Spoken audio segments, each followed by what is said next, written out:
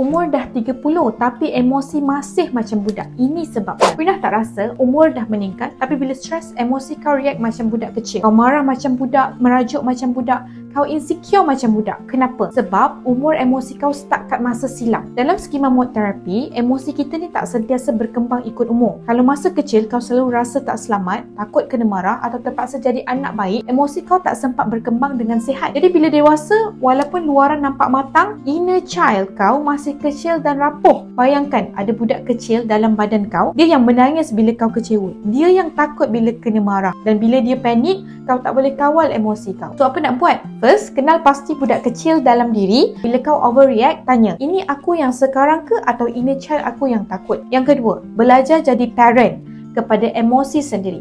Tak apa, aku selamat. Aku tak akan tinggalkan diri aku sendiri. Dan yang ketiga, gunakan self-compassion. Kau tak salah, kau cuma ada luka lama yang belum sembuh. Bila kau mula jaga inner child kau, emosi kau lebih stabil, kurang cemas dan lebih yakin urus kehidupan.